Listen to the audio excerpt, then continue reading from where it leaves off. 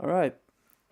So we will have a listen to the track, and I will try to show it without interruptions. I might solo some tracks, so some sounds, so that you can hear them, but we will go through all of it in this session. We will take our time to do it properly. And if you have any questions during the stream, don't hesitate to write it in the chat, and then I will get to it as soon as possible. Okay, so let's have a listen.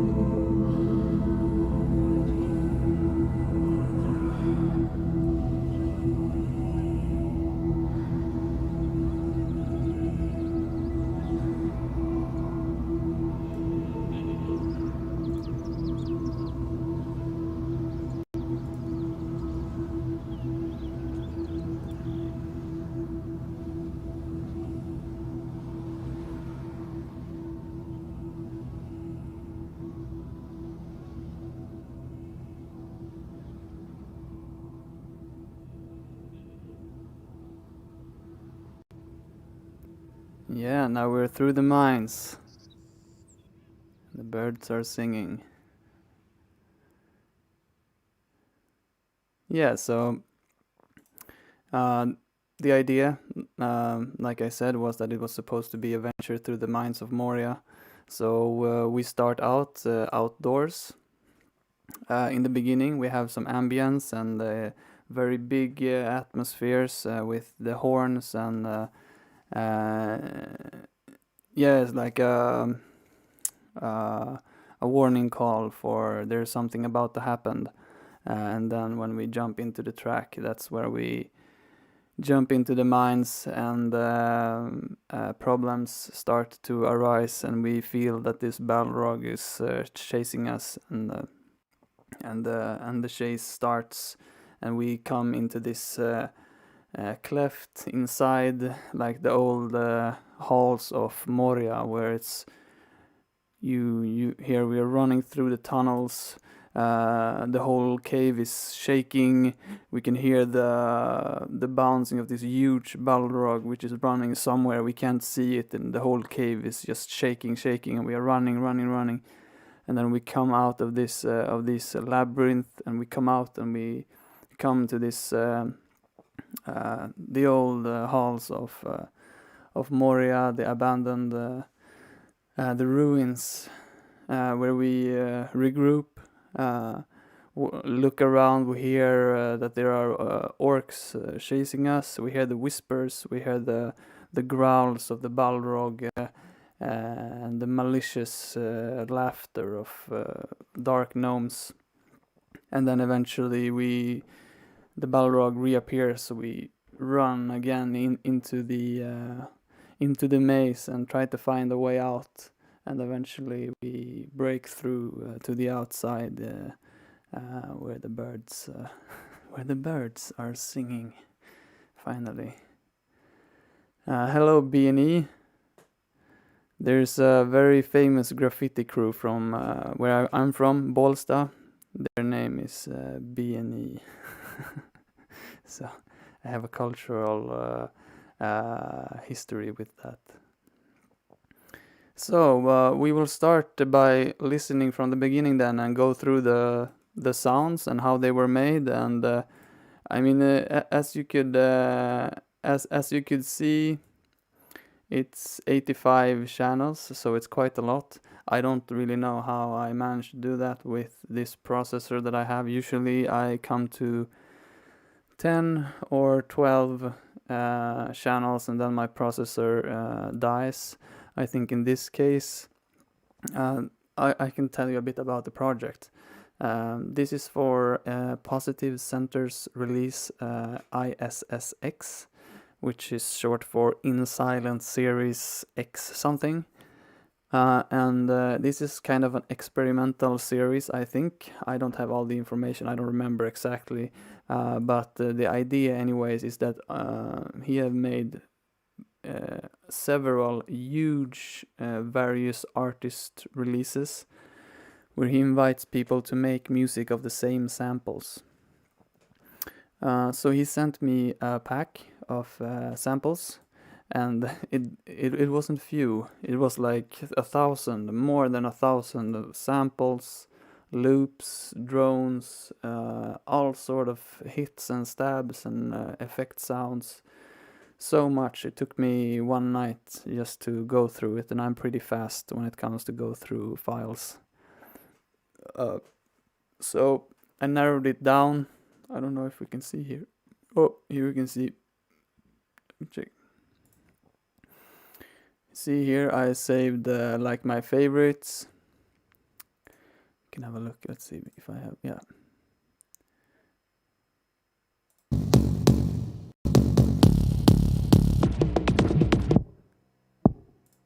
Just tons and tons. I saved my favorites. I mean, like from 600 of these, maybe I saved these, and then eventually I used these 3 or maybe just 1. I don't know. But there are just so many. Let's see.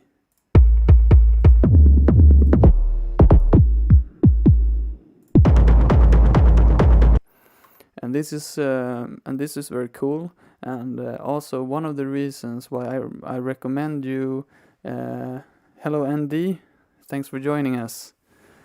One of the reasons why I also have recommended you in previous videos to sit sometimes only with a sound. Perhaps maybe you're making beats and you find a nice kick and a nice kick pattern that sounds really awesome.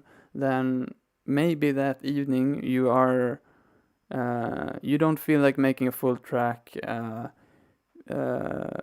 Try to that evening only make beats, only make kick patterns, only make kick bass stuff, and don't think about making a track. Only make different kind of loops and these kind of things, and then you record them and you save them in a folder, and eventually you do this now and then, once per week or once per month or whatever. Eventually after 1 year, or if you do it once per week, after a few months, you will have folders filled with amazing drum loops and patterns that you have made yourself that are unique to you, and you can start making tracks faster and really like follow your inspiration. Like, I mean, it's not that you, I mean, if you want to make a kick, then you should make a kick, and if you want to make a bass line for that kick, you should do that. But then if you feel like, oh, now I need a hi-hat, I don't know which one I should pick, blah blah blah, and then you have, it's a blessing to have a folder filled with hi-hat loops that you have made yourself already, and you can just thank yourself and you can continue on your own personal, authentic journey on making some interesting music. Hello, Tifton. Very nice to have you here as well. Nice to see now 10 people here. Amazing. And basically why I mentioned this is because that's what happened here, basically. Only I did not make the sounds myself, as I usually do. So it's just tons and tons of audio loops, which I have then assembled, basically. And mixed and processed, and I also added some of my own sounds quite a lot to give the cinematic effect of this track in particular. And also, like I mentioned, I usually only manage to keep like 10 or 12 tracks. That's usually because I do a lot of processing, sidechaining, and all these kind of things, which eventually builds up to a huge load on my processor. But now when we have audio, it's basically just playing audio clips, and that's not as heavy on the processor. And I try to do that more and more, even when I work with MIDI and all these kind of VSTs. So let's see. We will start at the beginning and see which sounds. It's a pretty long track. It's 11 and a half minutes or something.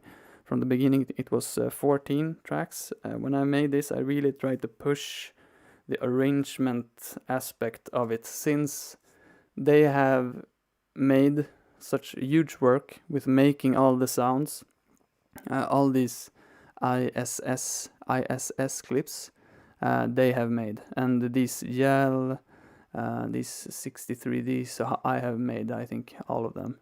So it's a mix, but still, here you see all the percussions, all of the hi-hats, kicks, bass line.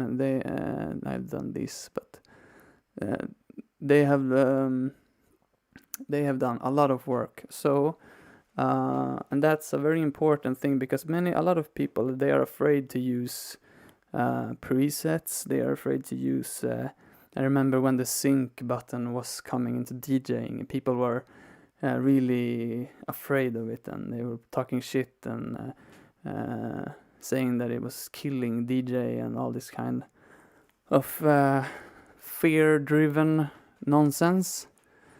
Because the way I see it, when you have technology or other people making something easier for you, that's an opportunity for you to take it even further. So instead of sitting with your favorite synthesizer and figuring out everything yourself, you can start from a preset, And you can think about other things, like maybe you want to make a melody. That's what's important to you. Then do that. Don't care about if it's a preset. If it sounds good to you, then use it. You don't even have to tweak it. Seriously, I mean, it's there's so much more to music production than that. I mean, this whole phenomenon where we are as producers in the digital era, we're doing everything. I mean, 35, 40 years ago in a studio, you had musicians doing all these kind of things. You had for every instrument, for so much. Now we are supposed to know everything, and we are laymen. We are bedroom producers. Most of us with no education.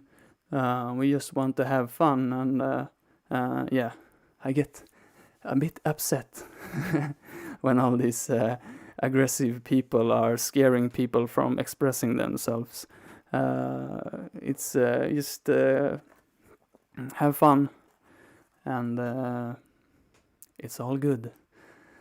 But what I did here, since they had made all these sounds, I figured, okay, so I will take the opportunity when I have so many amazing hat sounds given to me and kick, that I will try to make a big project, as big as my computer can manage, and I will try to push the arrangement as far as my processor can manage also. So that was my challenge with this track. So initially it was 14 minutes, but then eventually I narrowed it down to 11, just to really, I felt that the tension and the drama of the track really could be taken to a bit of a higher level if I just shortened some elements, just so that no one would ever really get bored, that they would constantly feel that the pressure is rising and rising and rising.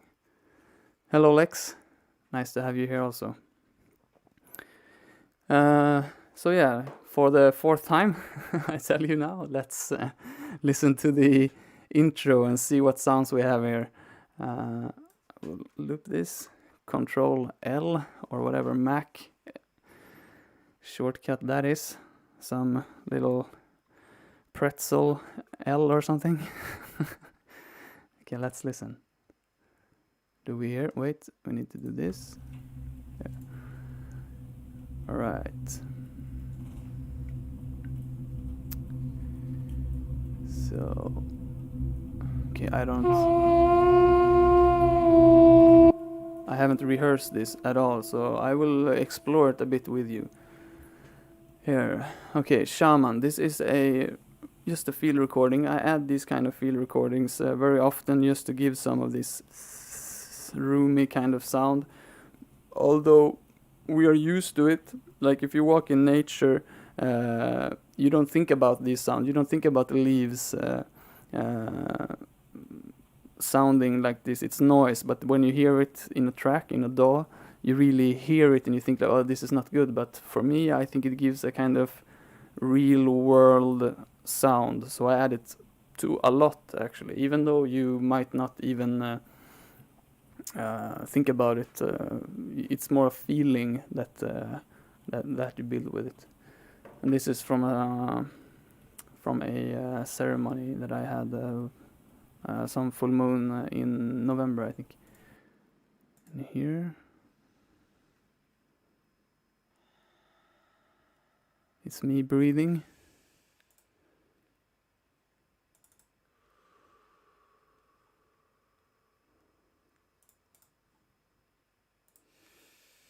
And back then I used to use the Neutron EQ for most of my processing.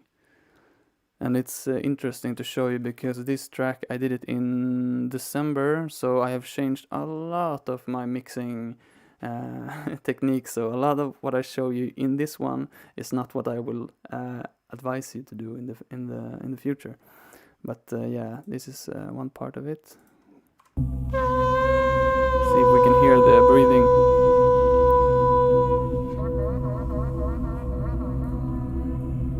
Actually, just faint. More noise. This is from the junkyard, just a field recording from the junkyard.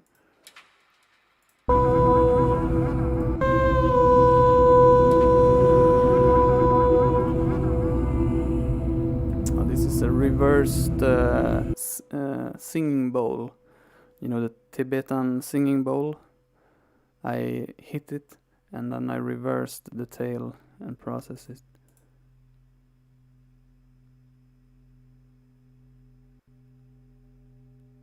You can really hear it now. I will play it with the tracks and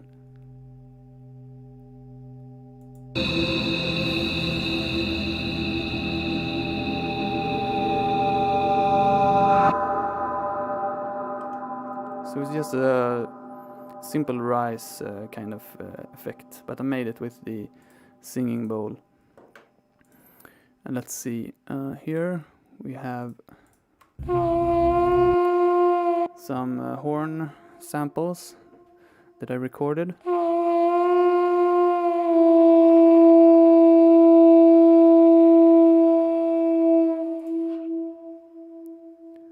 It kind of has a dialogue. The other one.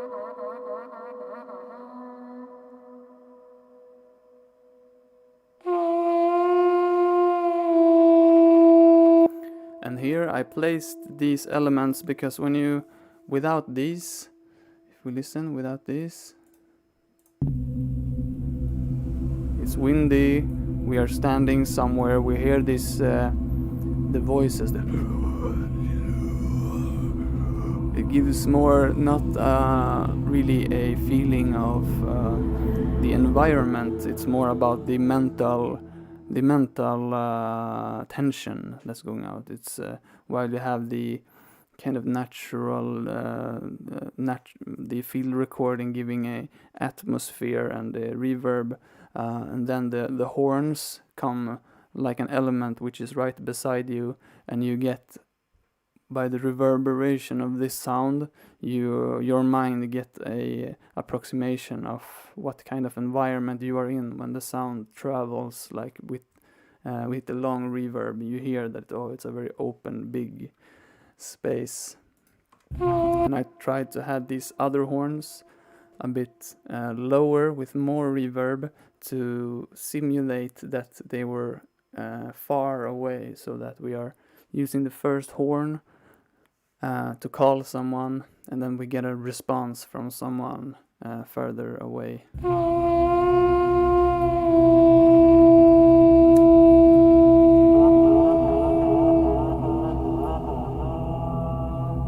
Still pretty close though.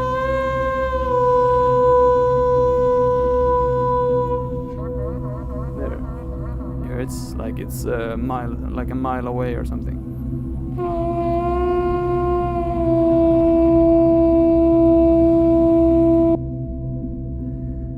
A drone from their package. It's a lot of processing. I don't know. I realize now that maybe I don't know if we will have time to go through all of it. I mean, it depends. We'll see. Look at this at least. Where are we? There. It looks like this. And let's listen to it without the processing.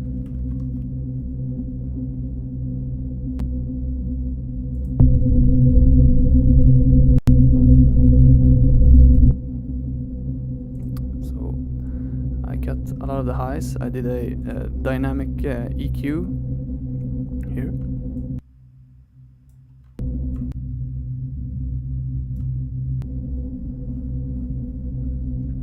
I will talk more about dynamic EQing in the EQ video that I will do eventually. What more? Compressor. Is it a multiband? Yeah, compressing the low frequencies only when they. You see, it's just to keep it steady. So it's when it rises here. Since it's such a big difference here, I wanted to make this dramatic drone a bit more continuous. I even added a LA2A emulation, and you see it's working very hard. And that's the amazing thing with the LA2A. It really works transparently, very with a lot of finesse. Makes it very smooth. And then I have a sidechain compressor here, which is on, but it doesn't work until here when the kick comes in. Let's see, what more do we have? This one, a higher one.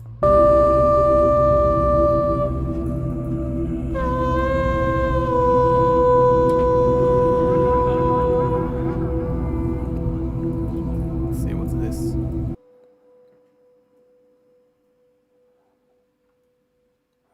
Automates to build up before this, whatever happens here.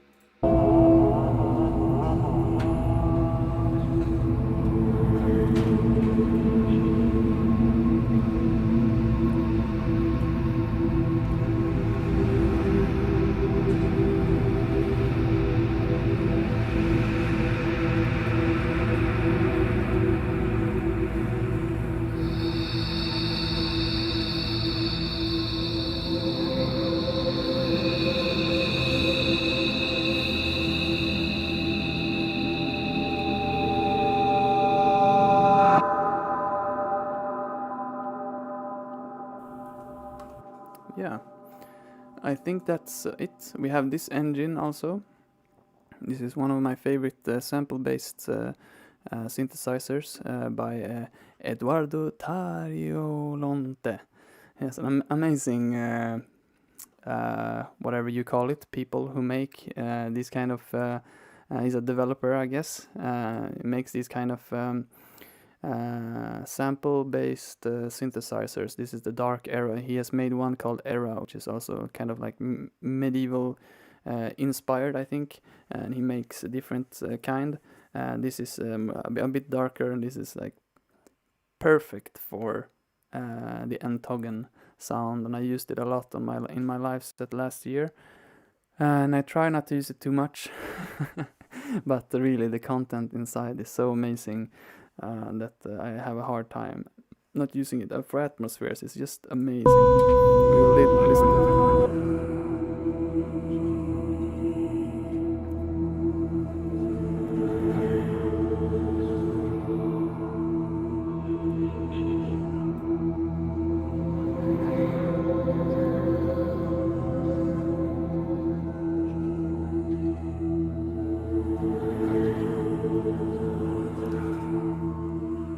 It's a good example of this is like an important part of the track, and it's a preset you can't really change a lot besides the like volume, panning, attack, reverb. I shut it off, pitch, expression. I don't even know what that does, but basically it's that sound, and you play it. I mean, in the context of this track, as you see, I mean, I think it's absolutely perfectly fine to use presets.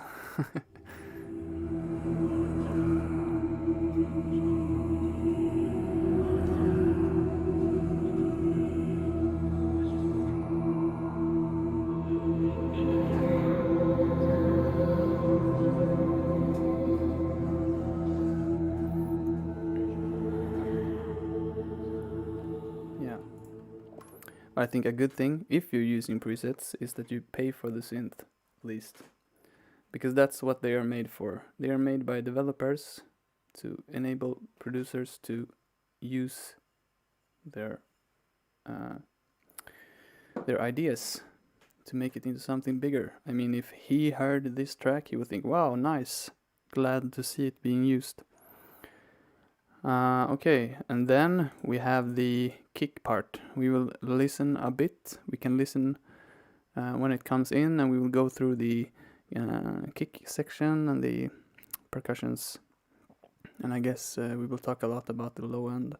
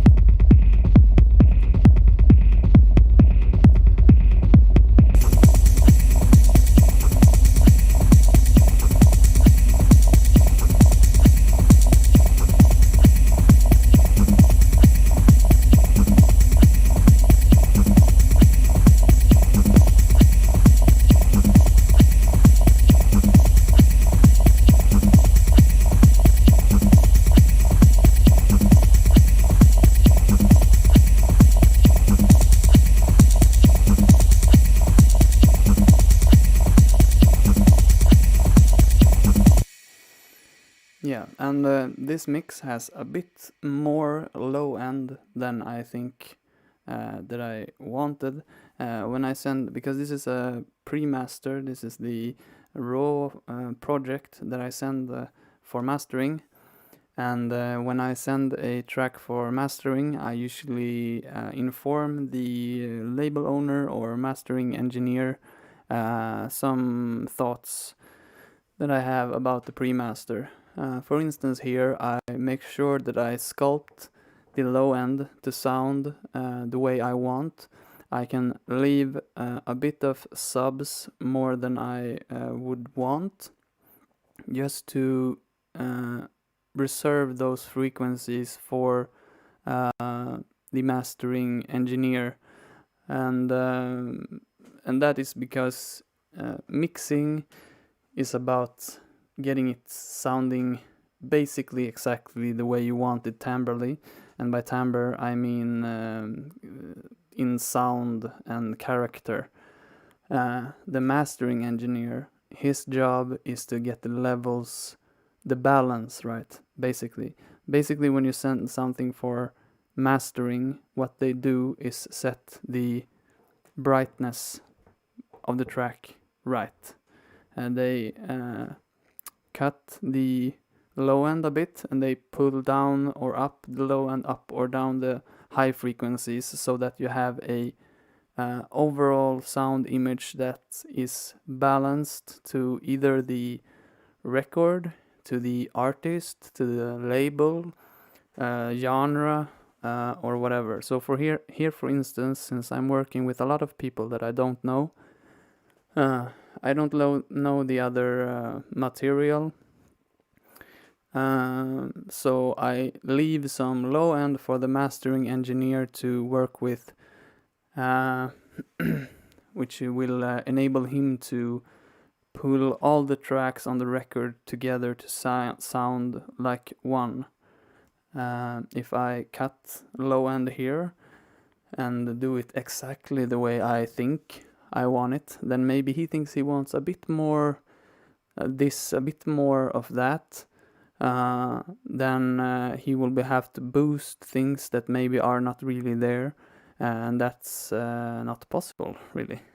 So it's much better to leave a bit of low end, I feel, for the mastering engineer to cut. And one of the reasons for that also is because low end is one of the hardest things to get right, because it requires acoustics, which can be very, very expensive to achieve, and also a lot of experience, knowledge, and yeah.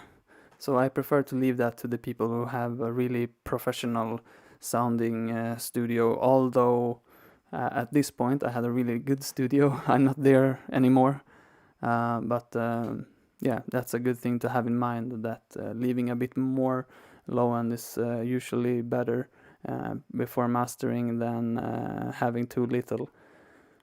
Yeah, but we will listen to the low end, and here we have all the parts playing, so we will listen here. So what do we have? Very long decay.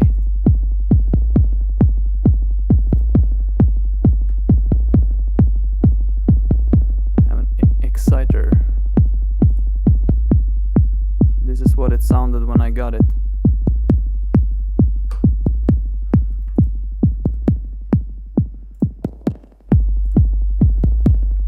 So you hear the difference? Let's see here.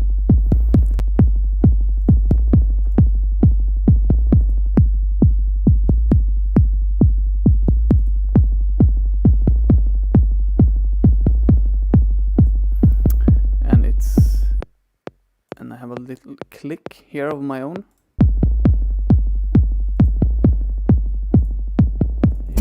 Just this little click. It really, if you play it like this, and this is something that a good technique to use when you have kick drums to play with a click kick to layer, just to pull it a bit, to hear it better in the mix, and yeah, to really sit it so that it's strong and not being overpowered by all the other sounds, because the kick drum is really the boss of the whole experience.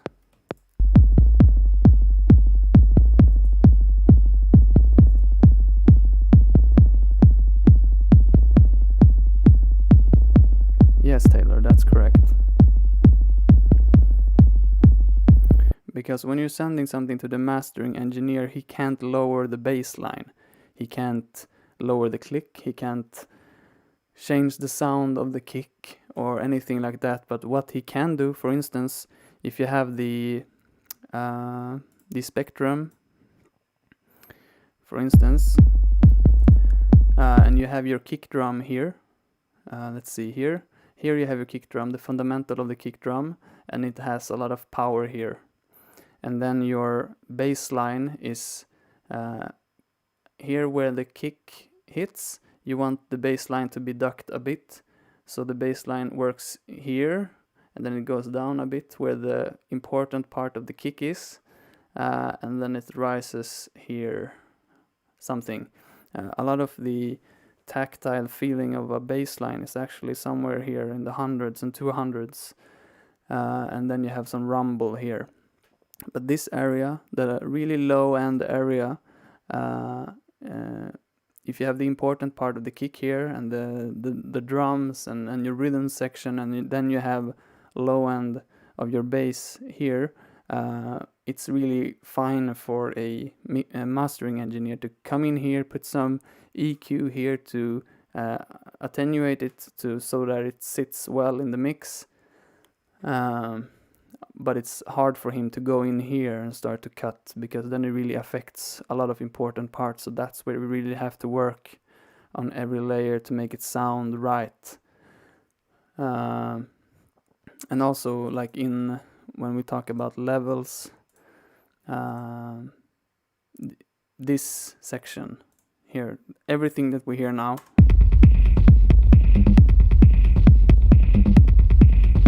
this is like this should sound like you want it to sound. And then if this whole group is louder in volume than the rest of the track, that's fine, and that's easier for the mastering engineer to fix, because then he can just basically, again, if we pull out the spectrum, he can basically just cut with low, with an EQ basically. Just from here, he can just pull a low shelf like this and just lower basically that whole group, because that's the group that we have put here. All the other sounds are here. So that's a way for him kind of to send a stereo mix, but he still has the low end group here. And he can just lower basically by putting a EQ here. He basically just lowers the volume here. Basically. And we will listen to some more elements. Let's see. We had those two, and then we have this one.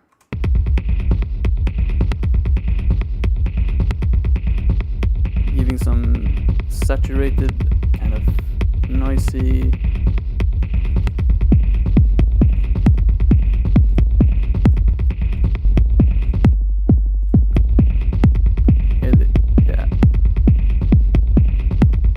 Lot of bass going on, a lot of sub bass here. Really, also this is a balance. It's really hard to really push it a lot so that it's really aggressive and controlled without it being too much and muddy and without character. And that's one of the reasons why also it's good to have a click track on your kick. That's because when you have something coming in here like that, adds a bit of on the kick, just to give it a bit more power against the bass there. And then we have this, just really low. I don't know if you will even hear it. you can hear it. But can you hear it when you play it here? Almost not. But I feel it kind of glues together the rumble, boom, because you have some uneven volume in the bass. You hear it kind of woo, woo, woo, woo, woo, and then this one is more like woo. So when it doesn't, it's pretty low, so it doesn't disturb it that much.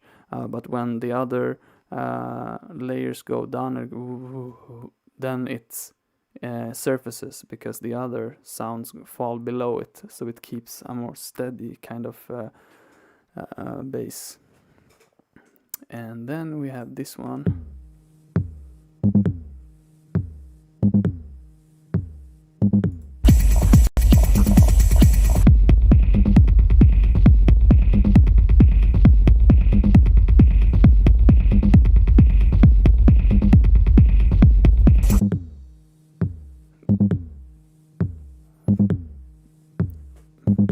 I can almost only have that sound. It's like the only sound you can hear.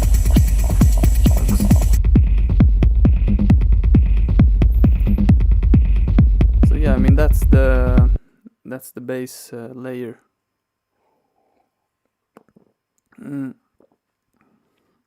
We can go into the processing a bit of each channel so that you can see. Here I have not done much, because this is a kick drum that I have made myself and saved from an old Ether Mechanics track. And I only see here I have a high pass filter at 700. Sounds like this. So I just use the click, and on the bass, see really aggressive and hard sidechain compression coming from the main kick.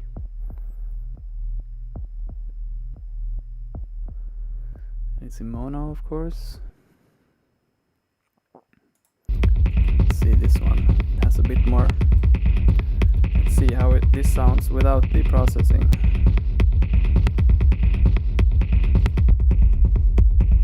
This is what the original sample sounded like. See, this has width, like stereo. We will listen to it with and without the effects when we listen to the whole context.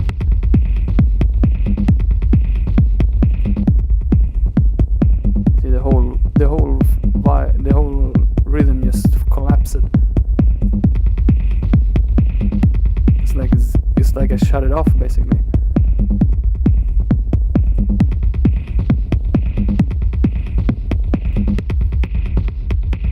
And what have I done to make that? You have the width here. Yeah, Ableton's utility, the new one in Ableton 10, is really, they did a good job by adding the mono bass. I remember that in Ableton 9, when we wanted to make a bass mono, we had to duplicate the bass, and then we had to filter the low end with like filter out all the high frequencies, keeping all the low end, and have it in mono, and then having a separate track for the stereo. Now we can just put the bass in mono here, which is very good. I remember I was looking to buy some plugins that did that, but I like to use Ableton's plugins as much as I can. But we'll see here this sound.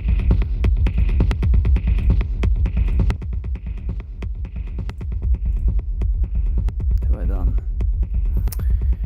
Cut some low end, and I added here. This is the presence range. This is the range where speech is. This is the range where our ears are the most sensitive. So we will listen to it, this freak.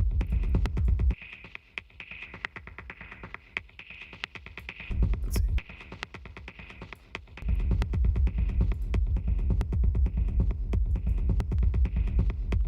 Yeah, added a bit more of the click, click, click if you click. Ducking against the kick, of course.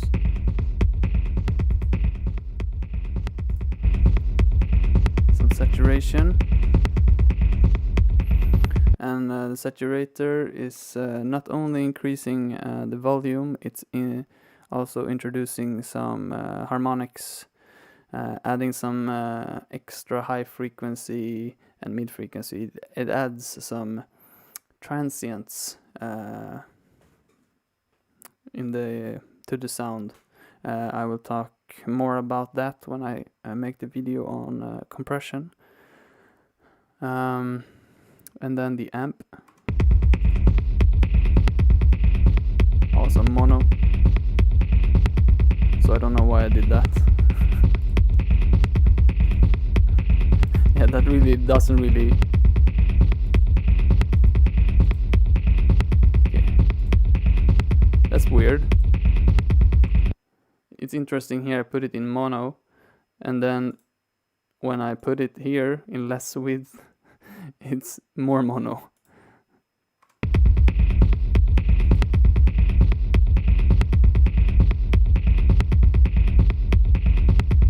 Okay, so that's that, and you can really hear the difference.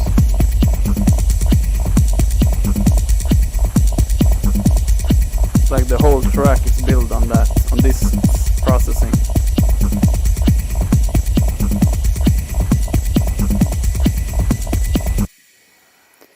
And let's see, what more do we have here? Probably cut some low end. You see here, you can see that there is a resonance.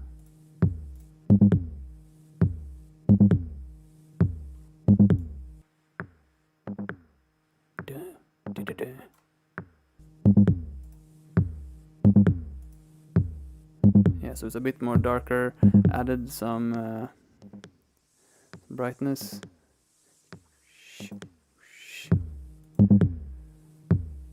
And that's it here. Let's see if we can hear any difference, probably not.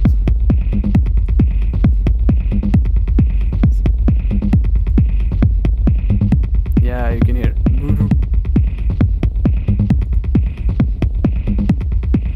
We don't need that bass, you know. Much tighter. You hear the kick drum is not masked as much. You hear now the kick drum is really struggling and asking us why we are ruining the party by having this horrible guest to the soundscape. So we help it here by cutting, let's see here, number 1. Yeah. There we have the kick drum with its own space. It was this frequency that was causing the problems. And I'm not using this. And the reason why I didn't use this layer was because it had to me too big of a techno kind of connotation. It made it sound like a Berghain rave track, and I didn't want the listener to think that they were listening to techno. I only wanted the feeling of being chased by a Balrog. And some of the sounds which I chose not to use was because they introduced too much techno.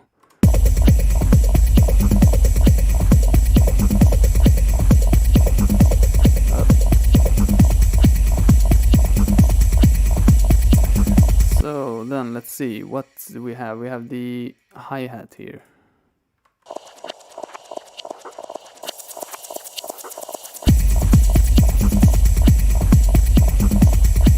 See here, and this is automated. I have so much of, you see here, it's opening up. And when we have it here, it's full. We hear all the high frequencies.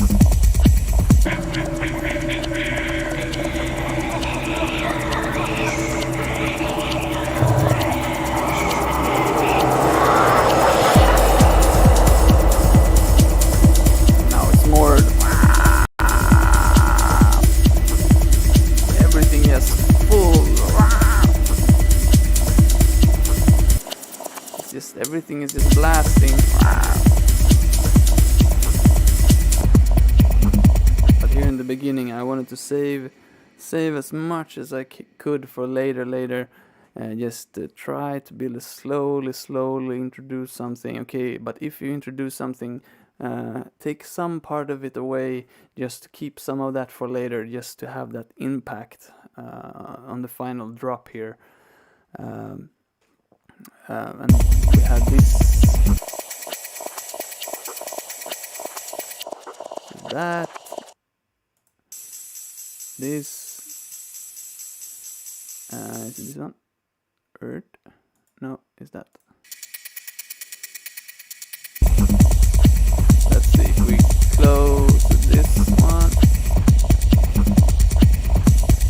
And that ride is really nice. And here you can hear in this track, for the arrangement and the energy and what you can do, a ride cymbal can really take you so far when you want to build tension, like when you feel everything is pumping and then you just add a ride and you go one step further than you thought you could handle.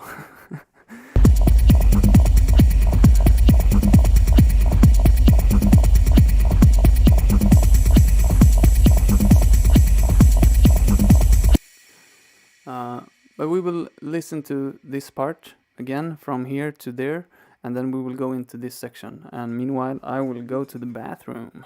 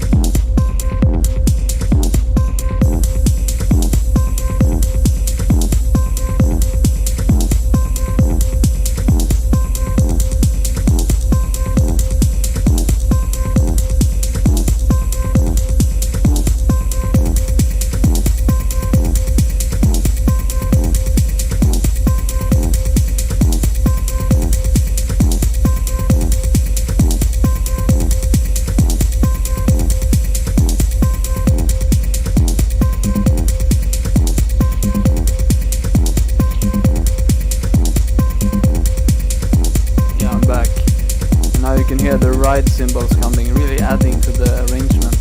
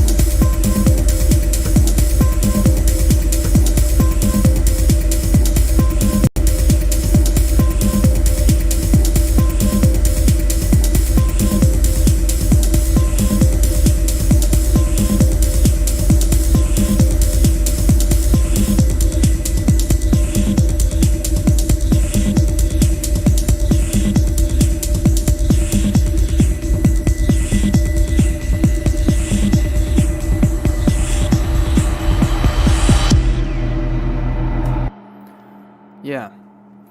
And I noticed that one of the important or really great tool when you're building an arrangement is to have a lot of sounds, because then you can really turn some on, turn some off. You can modulate the how do you say, the evolution, the build of a sound, while there are so many other things going on that you can't really keep track of everything. So everything is just, you eventually, maybe you dance to the kick, you are guided by the hi-hat rhythm and some percussion, and besides that you are just following the flow and experiencing everything of it. And it's a good thing to realize, and they work a lot with this when it comes to film.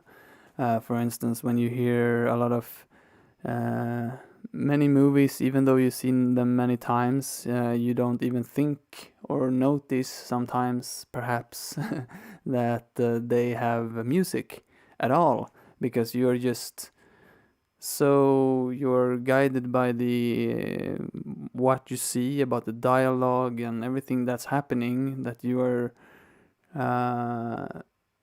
not really thinking that, oh, that's a violin and it's playing a C note. It's like you're just completely lost and in the narrative, and that's something to work with also in music, because the mind can only concentrate on so much, and that's also an important part. And I'm sorry for ranting, but I will rant, because this is we are here for every Tuesday for many hours, so we will just talk shit. And because this is an interesting thing about our mind, is that we can only concentrate on so much. For instance, when we go about our day, we think about the sounds, basically what we see, and there are a lot of sounds that we don't even think about, because we can't process it. And that's why, for instance, when you build an environment in film, you don't add every single sound that's in a room, because it makes it sound cluttered. What you add are the sounds which you usually think about when you're in a room. So, for instance, when you are inside, you don't add the radiator noise and the whatever shit is coming from the basement and the creaks here and there. You have just about what you need and what you want to focus on, and the same applies to music, I think. I studied at the university. We did some film and sound for film. We did Foley, special effects, and all these kind of things. And a lot of the concepts which they talk about in film, I felt was extremely important for music. And they did not mention these things when we were studying music production. And these are, for instance, there are terminology, let's say, for sounds which you can't see. So if there is a sound that's not coming from what you can see on the screen, it has a terminology. They have a terminology for how close things are to the perceiver of the film, and there are all of these kind of terminology that we don't have in music, but especially when we're working with techno music, which is or electronic music in general, which is very, it's really like for me, the pinnacle of imagination. It's not music, not necessarily. It's not entertainment necessarily. It's an experience. It's like a movie, you know? So I really feel that, and a lot of you here, I mean, you are subscribing to my channel because you are interested in music production and you want to excel in your artistry. I recommend you to study a bit of ideology behind film sound, basically. That's you can really just read the absolute basics of sound for film, and you will get so inspired how you can use sounds in your projects to make something interesting and guide the mind. Yeah, thanks guys for supporting my rants. But yeah, that's what I feel basically. The kick drum, bass, hi-hats, and this kind of percussion, the obvious kind of instruments that you keep centered in the middle of your mix, and some atmosphere. Basically, you could consider that what you see on screen, and then besides that, you can add some weird noises evolving in the stereo field. You can have them going low, and that's okay. Now we start ranting about the next thing. The human mind, at least in general, we consider low sounds. I mean, this is obvious now when I say it, but it might not be obvious to it wasn't obvious to me. Low sounds, when we close our eyes, we see it at the bottom, at the floor, and then we see the high frequencies at the top. And this is, I mean, it's, I'm a bit embarrassed to mention it since it's so obvious, since it's low and high frequencies. But when you make that connection, you see that you can actually move something from low and moving upwards by automating it to go from subs to cutting the subs to open up the mid-range, having it floating around there up into the high and just dissipate in the air, you know. So it becomes you have a new dimension to the movement of the sound in your track. But we will listen to the hi-hats and see what this positive center Mike, his name is Mike, and he seems like a really nice guy, and I like to work with nice guys. It sounds really busy. Like if I were just listening to this, which we are now, I feel like, wow, this sounds horrible. And that's an important lesson also to know when you work with mixing, that getting them to sound right in the first place is a good start, but in the end, it's about making it sound good in the mix. And it's very common that sounds that sound horrible when you have them soloed sounds really good in the mix. And then if you go into the sound and fix it, let's say, to sound good when you're listening to just that sound, it sounds horrible, or it doesn't sound right, at least when you're listening to it in the track. Yeah, but the only thing you should always do, at least, is to cut the low end on everything that's not contributing to the low end of your track. This is the low end. This is not the low end. And we don't want any low end here. I don't know if I really followed that rule here. I should have, but you see, this is made in one evening, so it's a lot of sloppy. It's not perfectly done. In an ideal world, I will put a bit more time to it, but that's a good rule to follow. One of the few rules I think that you should almost always follow is to keep the low end for the low end group and filter out the low frequencies from the other elements. So let's see, we have I'm sorry, I just need some beer.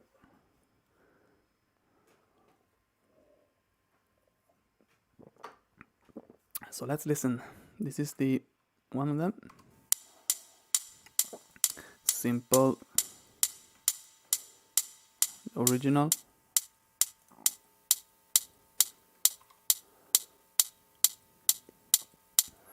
And that's bullshit, Ableton. If I select this and that, They should both change.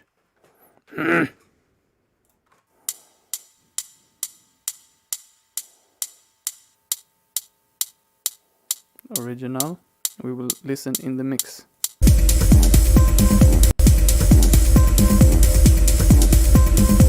So it's more masked. And that's because here it's too hard.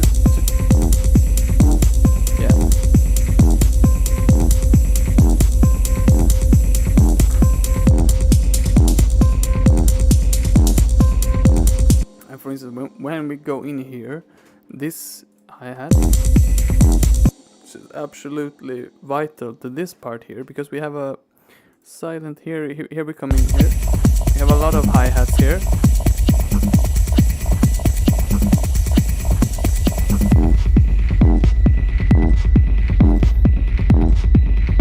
And then we have the 4/8 measures here until we have something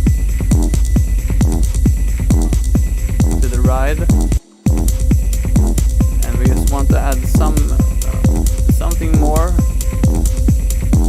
and then we add a bit more here, and then the ride dies. Oh, this came in and something more happened here, and that's the beauty of having a lot of sounds. You can really, I mean, for instance, me, when I'm working with 10 channels, I have 3 hi-hats, and I really try to alternate between them and create something interesting. And here, you see, I turn on one hi-hat, play it for 16 bars, I think, and then there comes another hi-hat, which is, and then another one, and then this one turns off, and then you think you have it all figured out. But what actually happens is that we have a percussion sound coming in also, so you actually didn't have it figured out. And then there comes another percussive thing coming in here, while this comes on, and then this comes off, and then you hear that, and then eventually you're just, okay, I have no control of this situation. So you are not bored, it's not repetitive, even though it's repetitive. This is a very repetitive kind of track for 11.5 minutes, but it's really giving, taking, putting away, and really like moving things around, and without it becoming messy. It's just very structured, but still evolving and changing, so you feel that you're having you can't predict. You're not safe. Although you know where to run, you run towards the kick and the bass, and you just keep moving forward. You don't know where you're going. You can't predict where this is gonna end. You just keep moving forward. Let's see. Aha! Really? I have to try that now. Let's see. Hey! Bonus points to Beanie. This is amazing. Thank you, guy. Thank you, Beanie. But still, I think when I click here, I think it should. Yeah, but that's a really good thing to know. Thank you. Let's see, what more sounds do we have? A question. Is my mic distorting? I feel it kind of does. Maybe I should lower it. Let me know if it's this thing.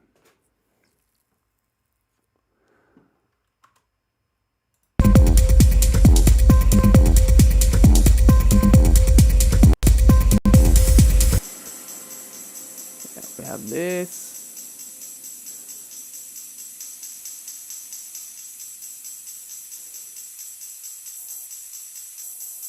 Oh yeah, you can hear really the...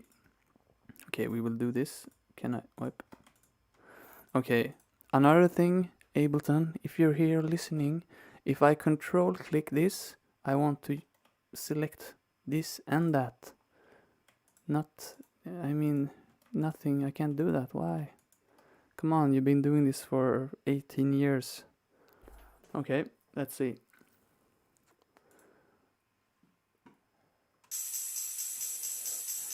and you can really see here the harsh transients here.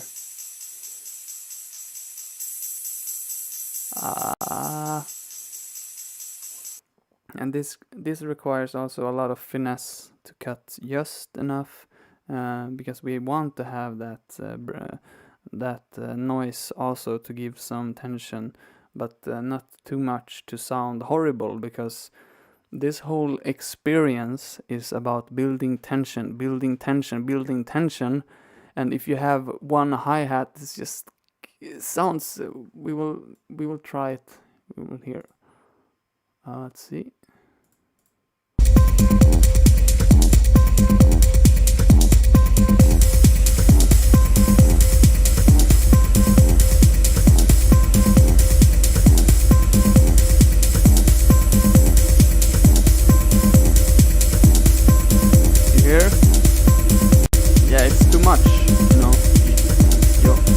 You want the feeling. You don't.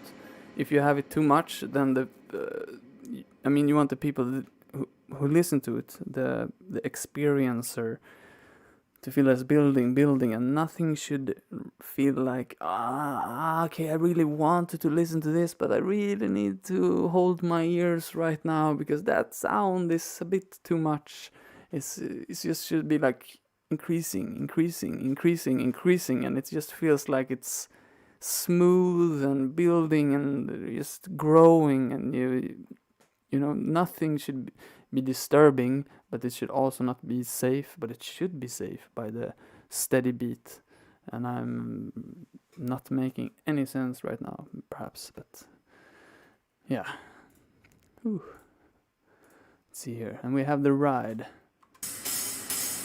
That's a bit lower. Oh, no processing on this one.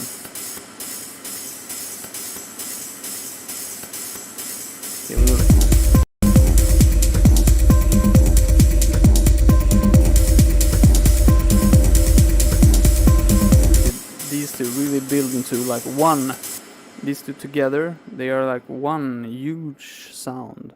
Maybe you think they are one, and this is a very good thing also when you're building an arrangement. You see here, I build here empty, and we have a bit of that, and then we have this coming in, and this goes out, and then we have these two, and then this comes in again, and then the low end of this particular thing, or here, whatever, where we were, comes in. So really like giving it to the listener more and more progressively to build tension. And then this one.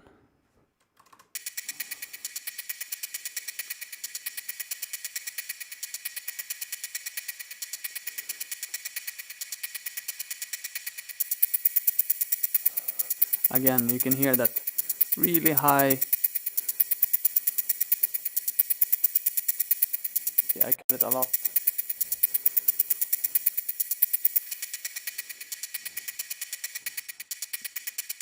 Added some reverb to it.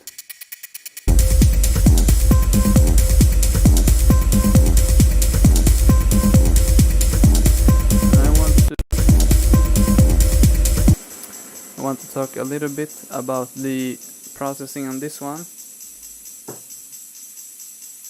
Just open a beer here.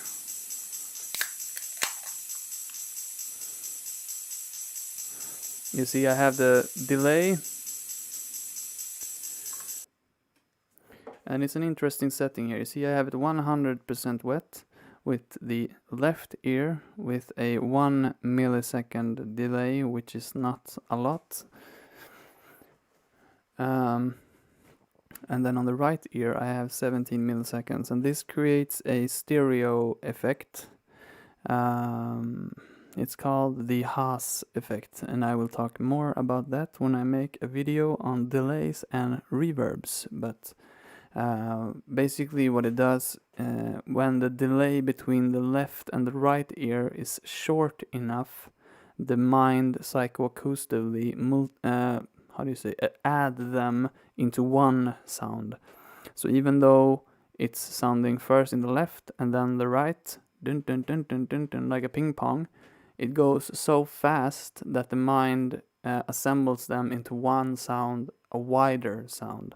Because when you hear something in mono, that's the same sound sounding at the same time at the same volume. Stereo is when you have different sounds in the left and in the right ear. And now we have the same sound in the left and the right ear, only it's coming later in the right one, which adds up to one more wide sound.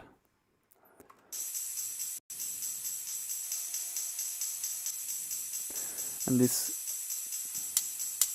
see, we have this one in the middle and the other one on the sides.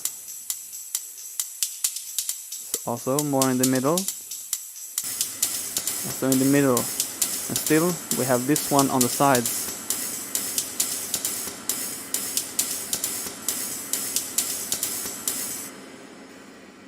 Very important concept to know about when you want to create an interesting stereo image. Okay, what more do we have? We have this sound coming in. What's that? Okay. I think this is me choking on my own saliva.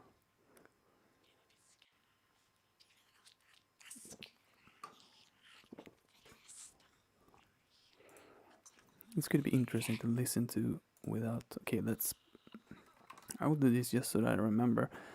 And sorry, I will have to save this project as a separate file so that I don't override my own mix.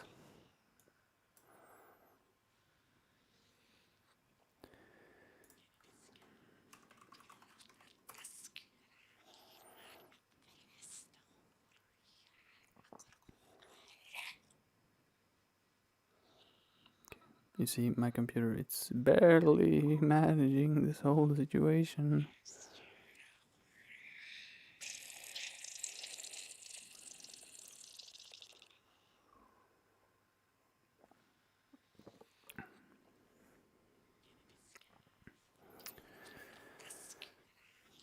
Yep.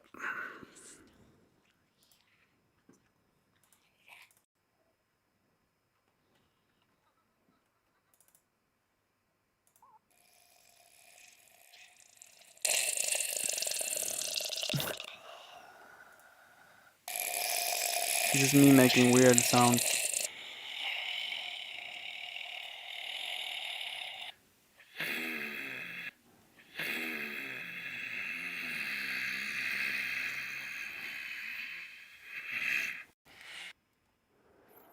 To add some orcs.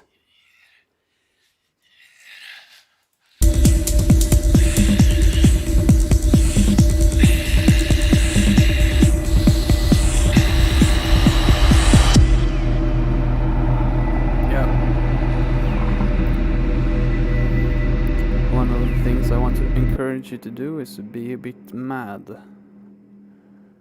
I can be a bit too mad for my own good at times, but I can also be very civilized, like this evening.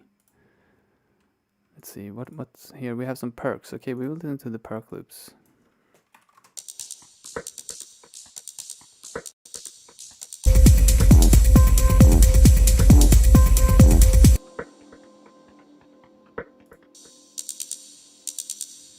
Okay, this is basically a kind of a hat sound though. Moving in the stereo field, you see? Because we listened to the hats, and we had they were basically in the center, guiding the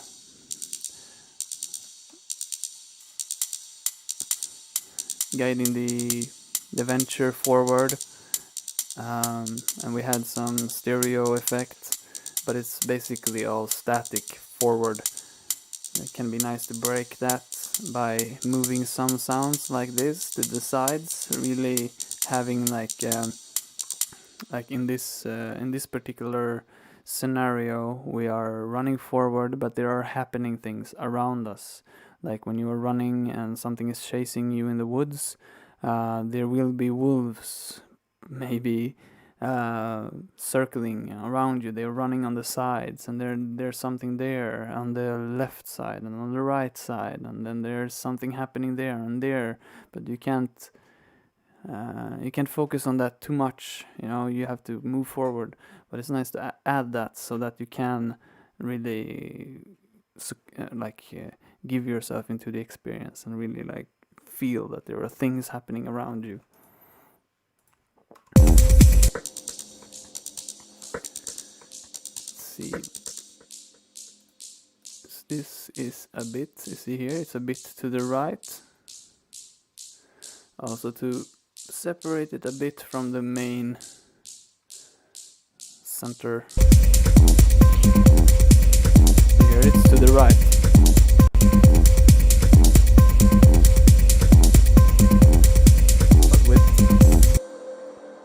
We have this in the center though, so you hear this one is kind of, no, not that. Oh, that. It's next to it. So add some space for the main trajectory.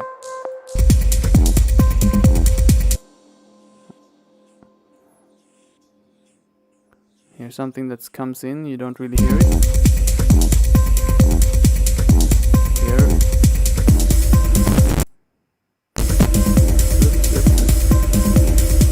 It's automated.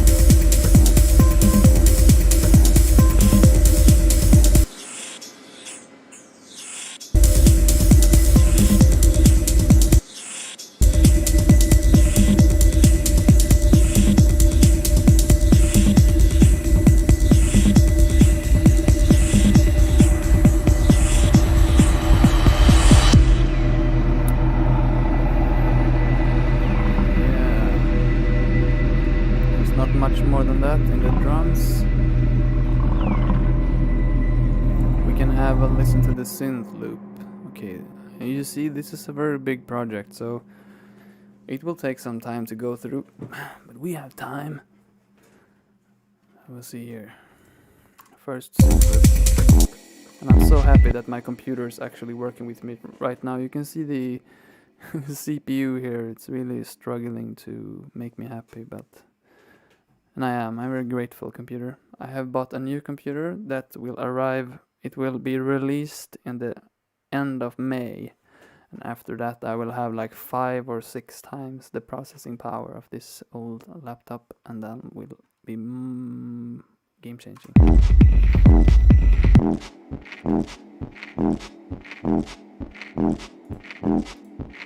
Interesting loop.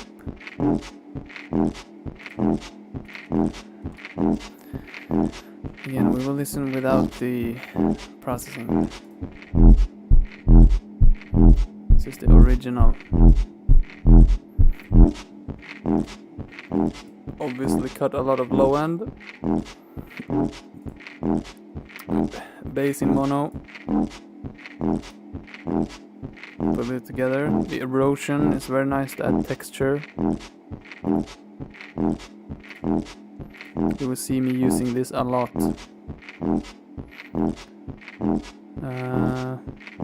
Okay, this is this is changing the frequency of the erosion so that the texture is changing.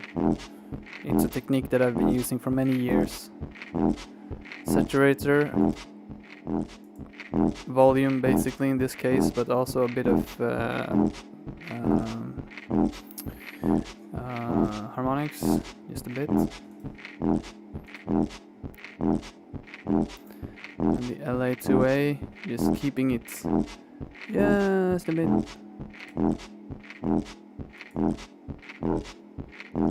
I think okay, let's see here. Let's see, yeah.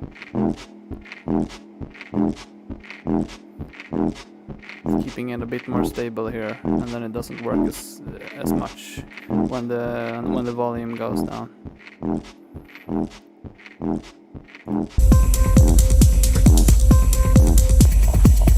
I think this is a very interesting, unexpected sound here.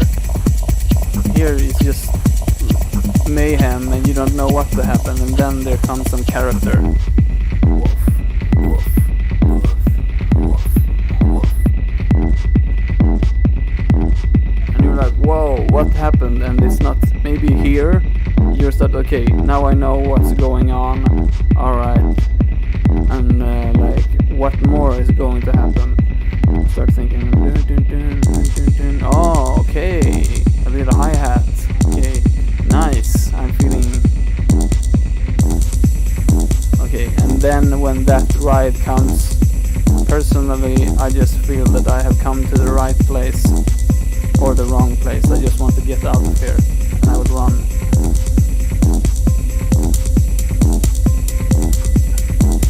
And you know, you have all these hi-hats, percussions changing in and out all the time, and that's creating a lot of tension. And in the meantime, you have this sound. You have this sound coming in from, I mean, it's playing already from the switch, which I named it. Already here, it's coming in, and it's increasing, and maybe what we're focusing on is the hi-hats, the percussion. I mean, we have listened to this loop many times now, and now we hear that this sound is actually here coming in.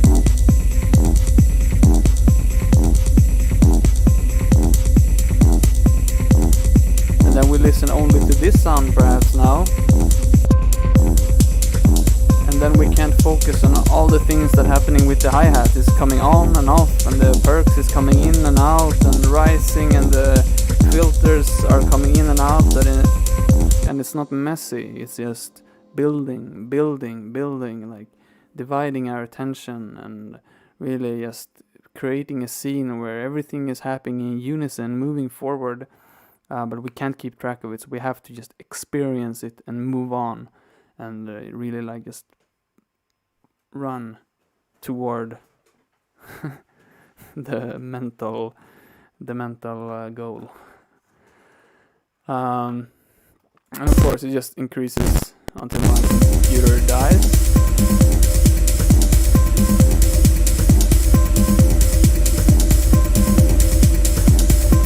And here when it starts to peak, we get all these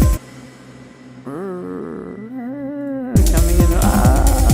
Because here we didn't have any drones, and when we were here we didn't think that, oh, we're missing some drones. We were already having like, whoa, what the fuck happened here? This thing happened, and then this were starting to build, and then the percussion and this and the hi-hats started to come, and then went in and out and in, and this what happened, blah blah blah blah, and we were just didn't think that we would need any drones or anything, and then they started to come here, and we were like, whoa.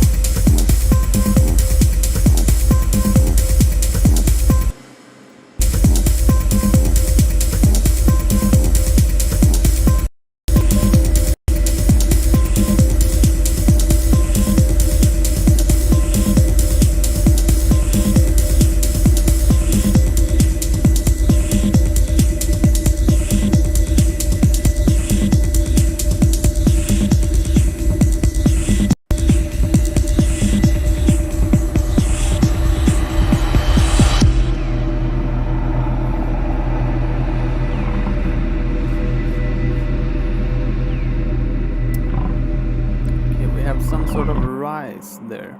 Here, maybe. Yeah, I've created a rise here.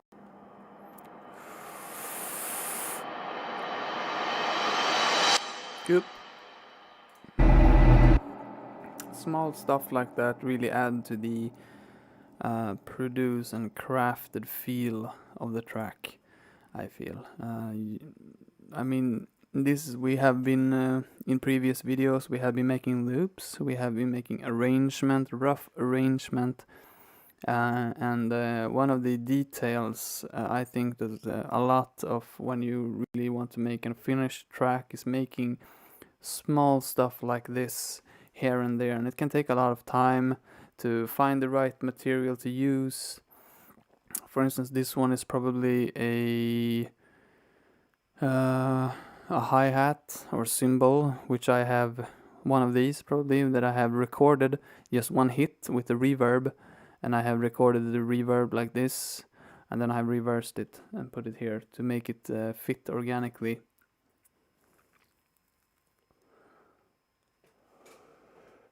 But then of course these, you can save them in a Rise folder, and then when you need a Rise you can just pull one up, so you don't have to make them, which is, I wish I have done that more, but I haven't.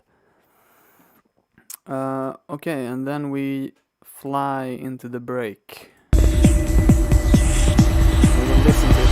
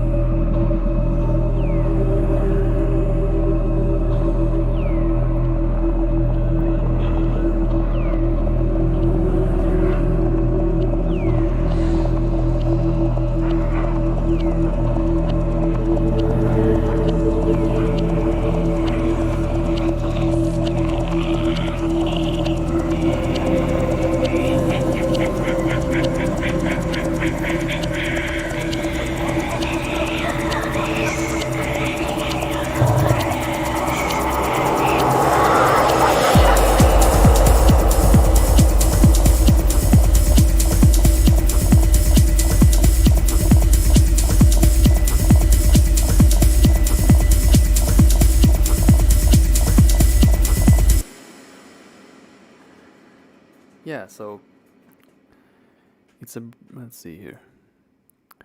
We have the hi-hat coming in.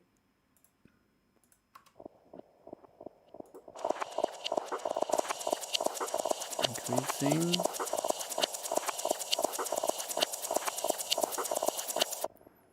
But the main parts are, we will look at these monsters that I made.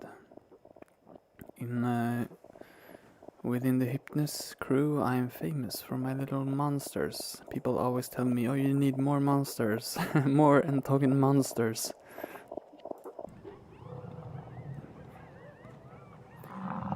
And I created them here.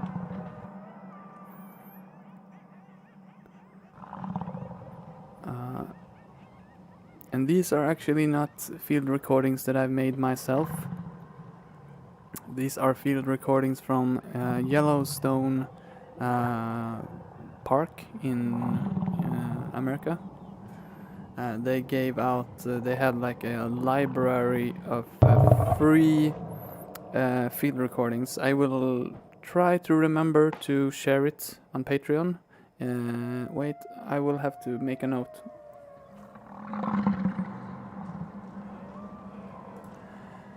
I will make a note to remember this. They are all free, and there are amazing recordings of animals and different geysers and just natural recordings. So just let me write it here in my Patreon little note here to remind you about that.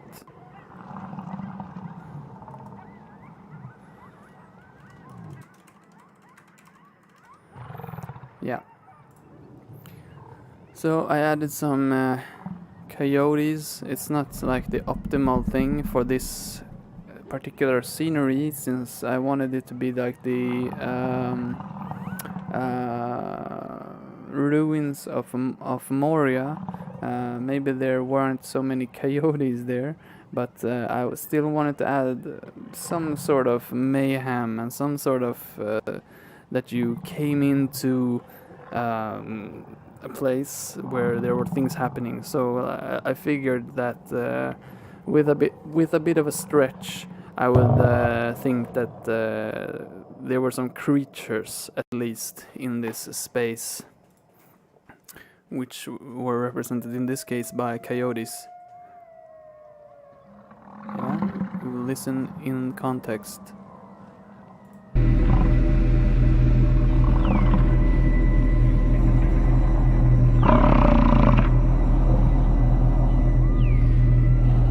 You can hear the coyotes singing.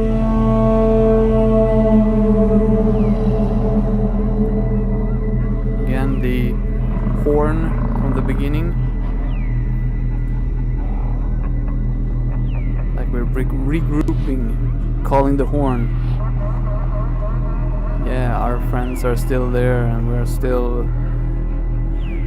we're here, but where are we? Where are we going? There's a lot of things happening, the sounds here and there, creating an atmosphere.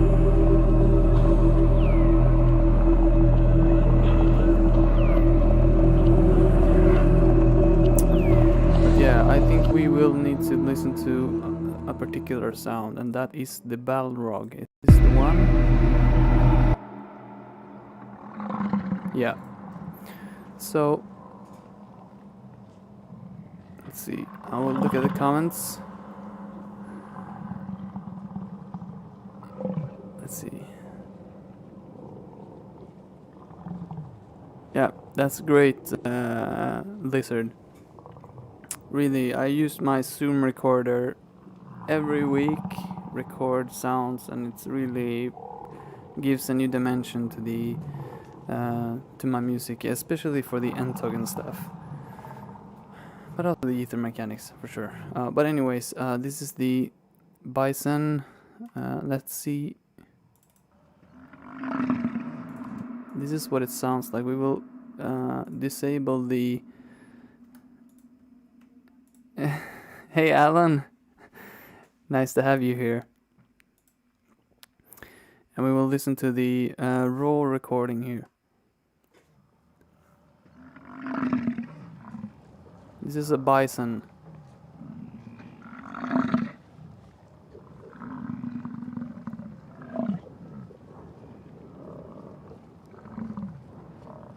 That's so cool, you know?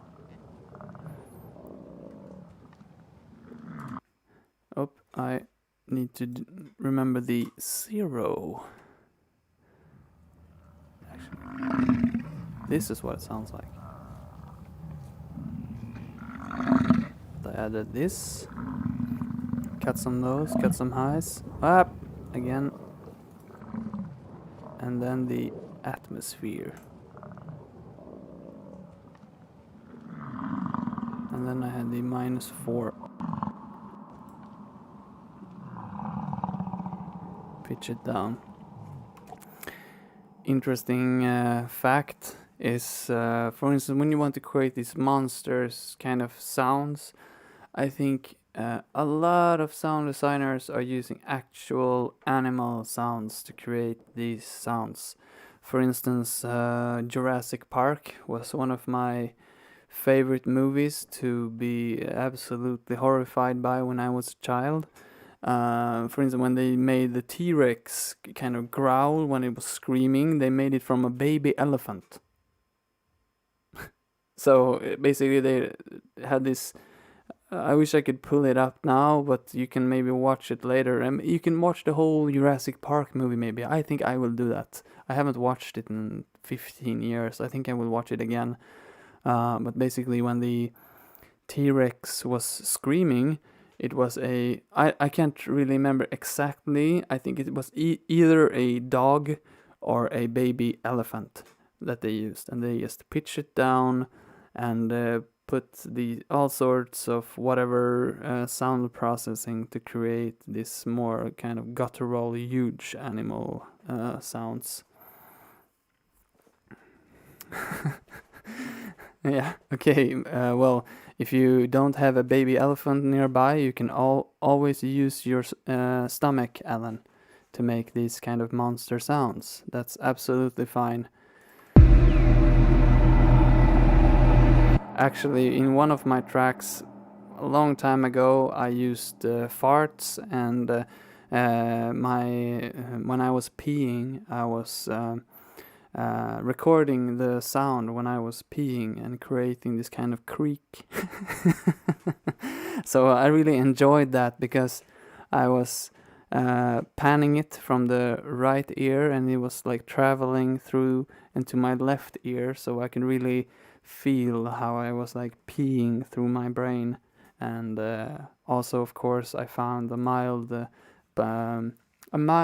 kind of controlled pleasure in knowing that I was peeing through the minds of a lot of people.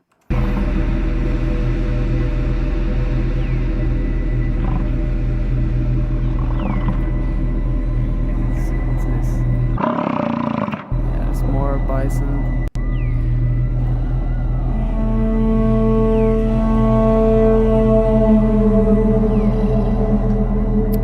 So that's then of course we have a lot of drones here happening. Let's see, these are the ones from Mike from Positive Center. Okay, high one. Probably, yeah, cut a lot of the low end from it. Let's see, what more do we have?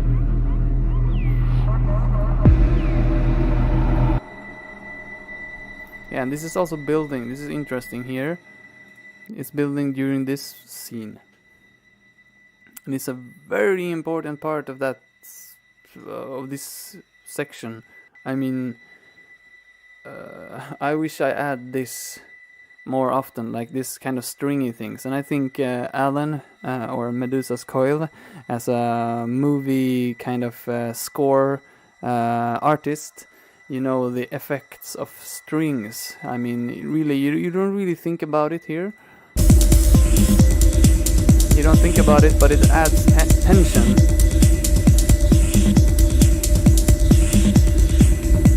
You hear the strings?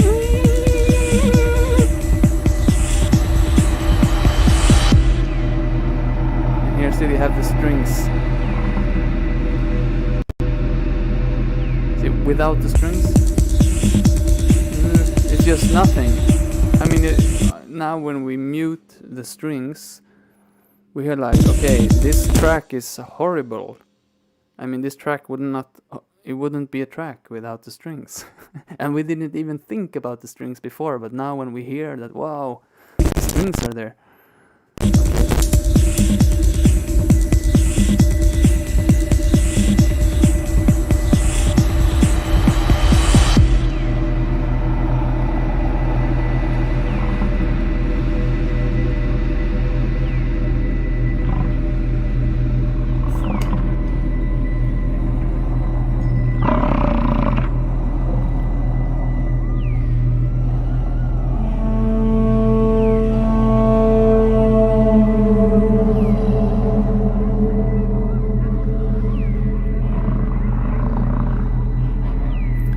Nothing wrong with the sound of my pee, Alan.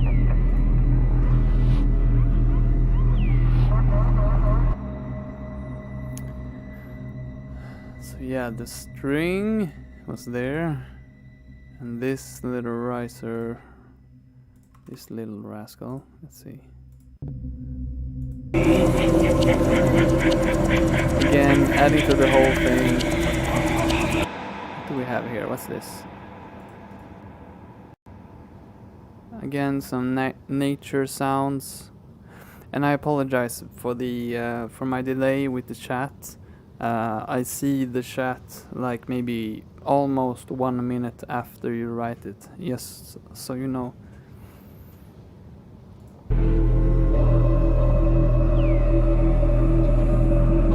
Especially, yeah, exactly, Medusa.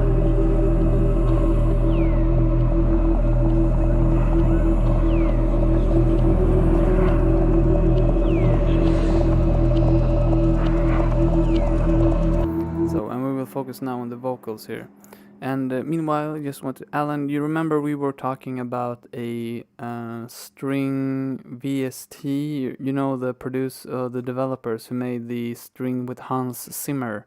Could you remind me of the name this manufacturer, because I think they just recently made kind of like a horror movie string VST thing by some horror movie scorer, and I really been thinking about buying that for music after I really realized the impact of strings in this track.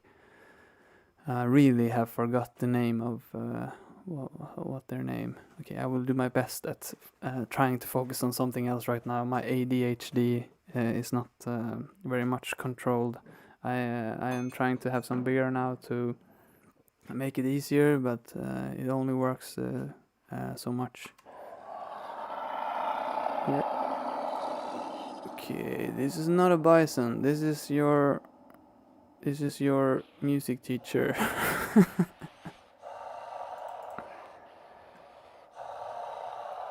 Okay, we need to listen to this original. -19. Remember that, Michelle, please.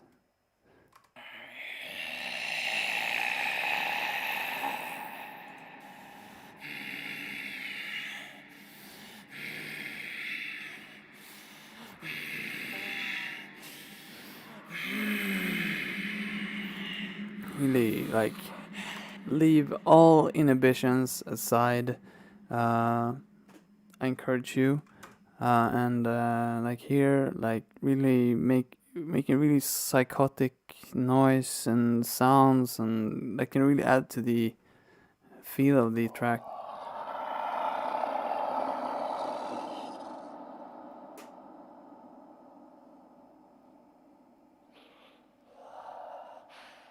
Spitfire, yeah, exactly. Spitfire audio, exactly. I need to get that. Thank you.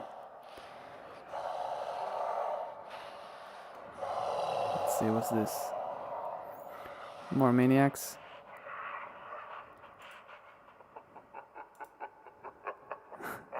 Okay, we need to listen to this without. Oh, a lot of processing here. Wait, let's see.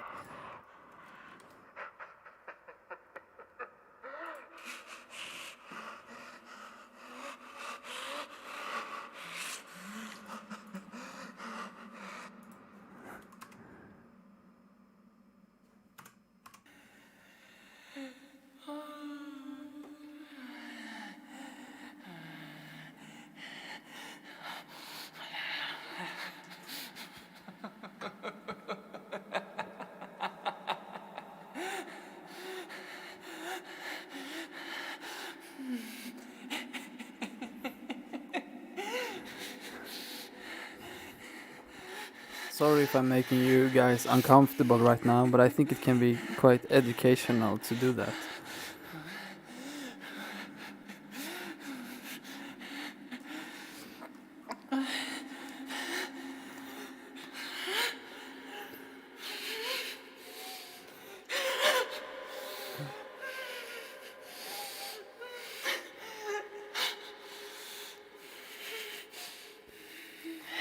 We've been playing the whole thing just to make you really, really fucking uncomfortable. Let's see, what do we have the last one?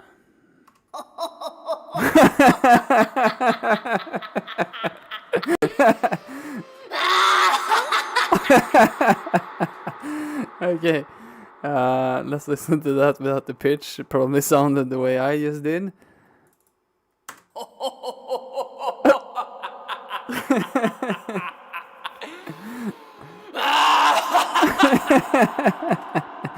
Okay, let's listen to that in context so you know that it was for a good purpose.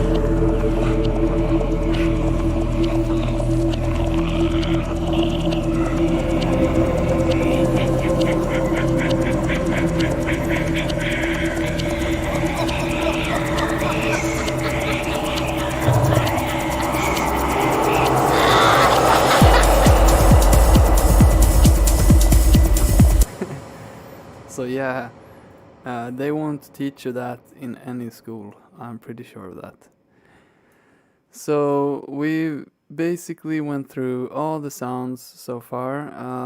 So I mean, all of these, none of this is news, I think. But what I did here In terms of arrangement, what you want to think about, and this is a classic kind of mentality when it comes to arranging music, when it professionally, you want to make it more and more intense. So when you work with pop music is one thing, it's different in this kind of music, but with pop music, you want to give the listener instantly kind of like the hook.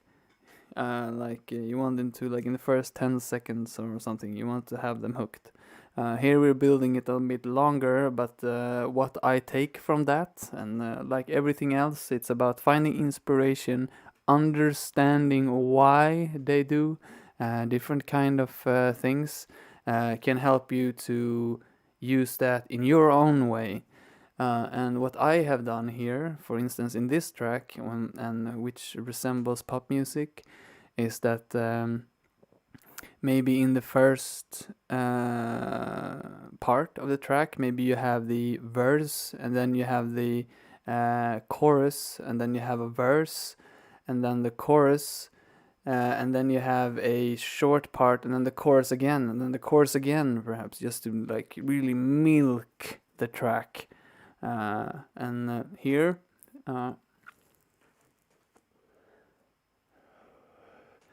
what I have done here basically is I'm basically just giving the listener the same experience as here, only I am giving them a bit more of the power. I have given them a bit more high frequencies, a bit more volume to some parts, just to have a bit climax, so that when we have this long break of me laughing in the microphone and some weird moose kind of snoring, we have some sort of ecstasy, which is fine, and we have it here for 4 measures, you see.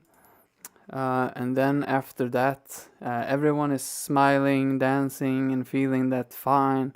This is a hell of a ride, and we are really enjoying it. I mean, we have made it through fucking almost 9 minutes, and we are landing here, and then I kill all the hi-hats and percussions basically here to open it up. We will listen how that sounds, just so you get an idea.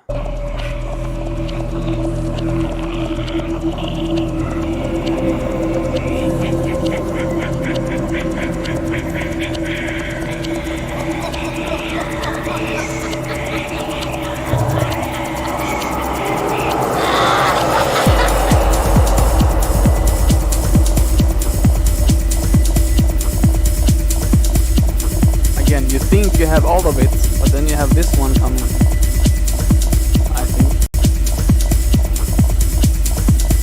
Yeah, more rides.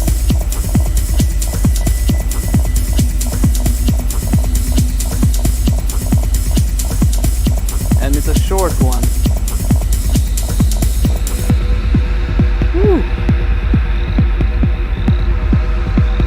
Ooh, and we're here, and then we're introduced to this new sound.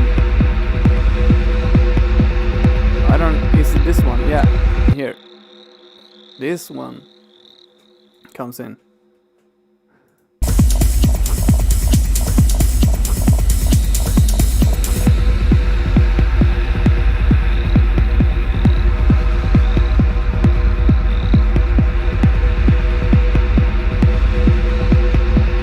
Still, you know, we're not only going back, and we're also adding that. This one, I think. Yeah, really. Okay.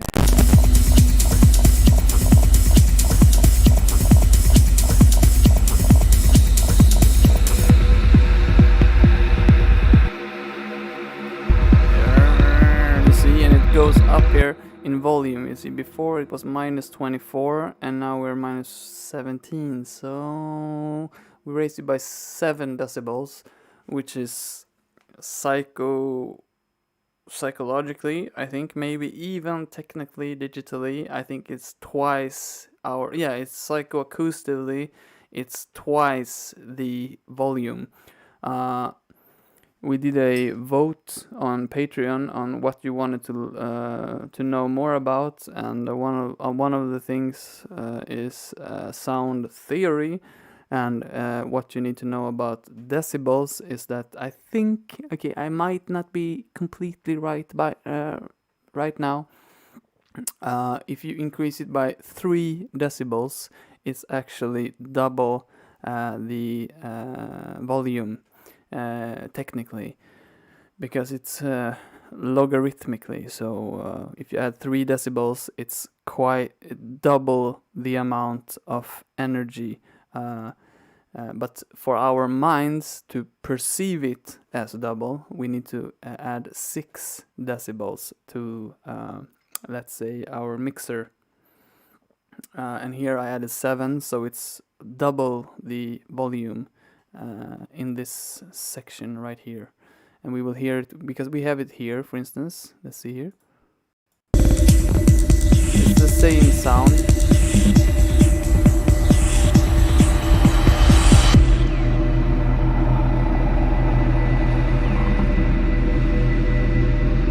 You can hear it there, a bit low, and here.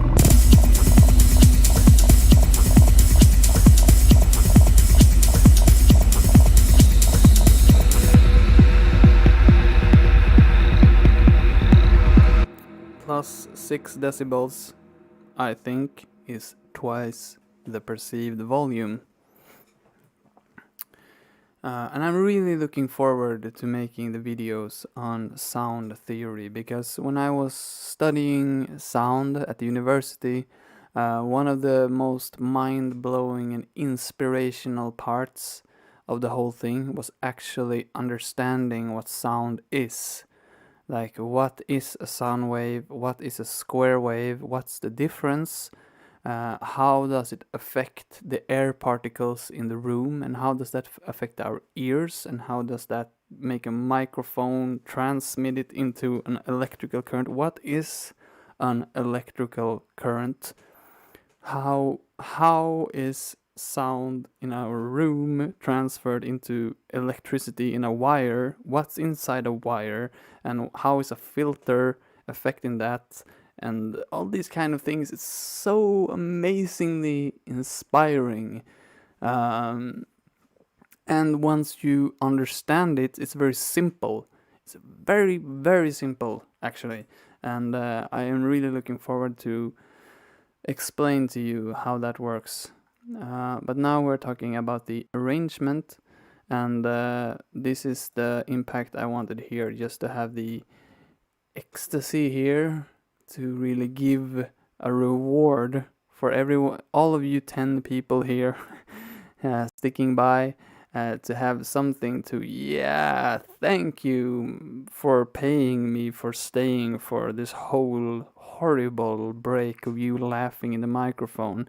Now we will listen for a while longer, and then I give you a bit of sound here, that little duck sound, and we will basically here from here, we will do what we did here from there.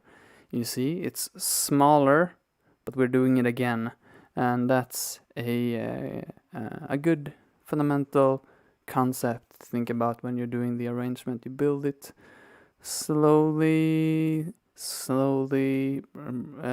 ecstasy, blah blah, break, and then you do the same thing again, but you do it more fast. Listen, we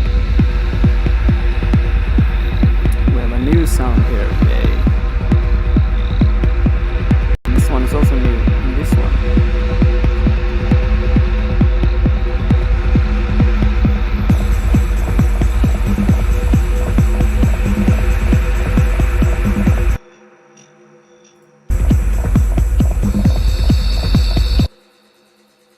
These two sounds are new to this part.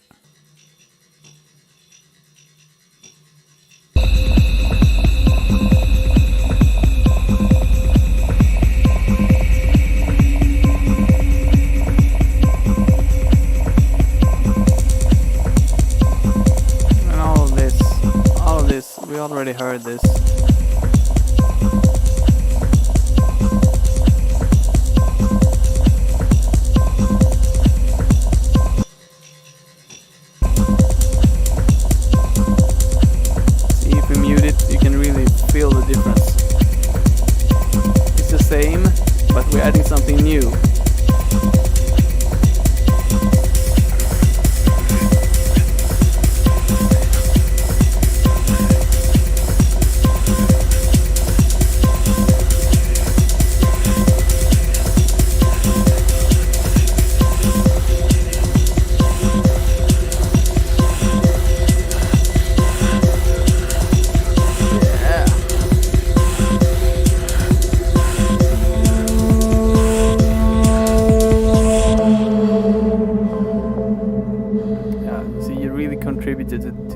climactic feel. We have also this one.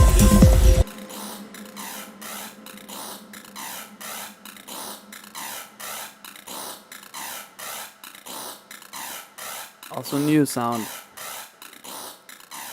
All these things, you don't really think about them until you hear them now. But if you listen again, this, let's see. This.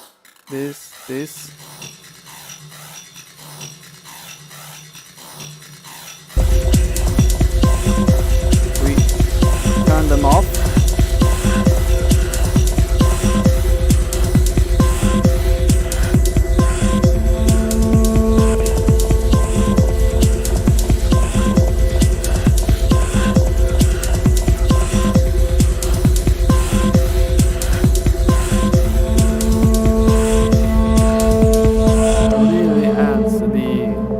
Really adds to the tension.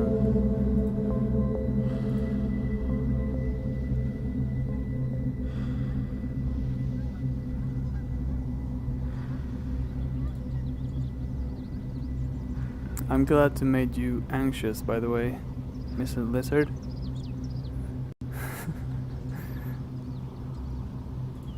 Yeah, and here, yes, birds. These are new. Canada goose, common loon, common yellow throat. Always a good thing to add a common yellow throat to the end of your track. You never know. You hear? Common yellow throat.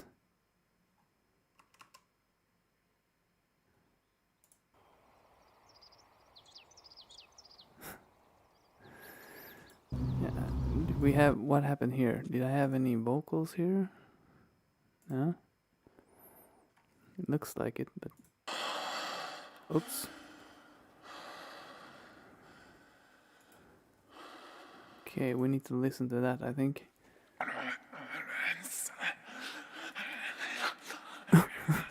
Okay.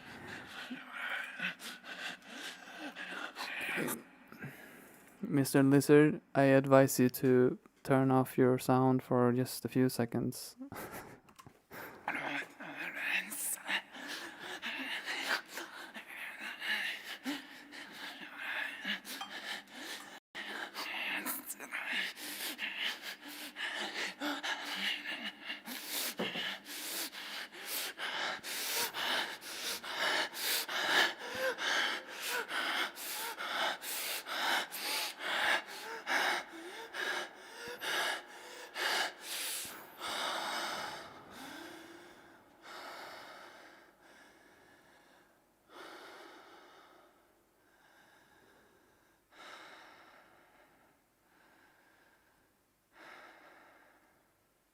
Yeah.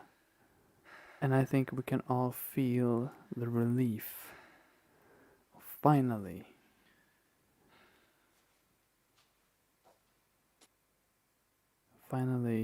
make it through the cave.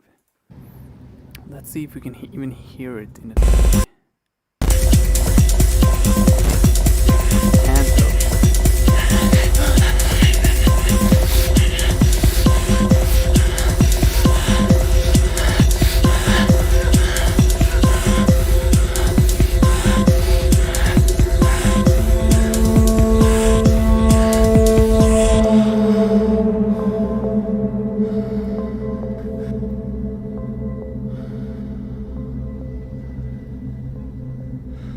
again. It's more than what you can hear, it's what you can feel. You know, when you, hopefully, when you listen to the track, you just feel this. You feel the same thing. You feel that it's your feeling, and you feel that but you know, this helps you to push it, like get your heart pumping. So, well, anyways, now we have gone through the whole track. We will perhaps have a listen to the, you know what we'll do? We will listen to the break, We will listen only to my vocals, just to be a bit extra eccentric. And then I will go to the bathroom, and I will be back in due time. Let's see, is it enough sound here though? No, we will play it here.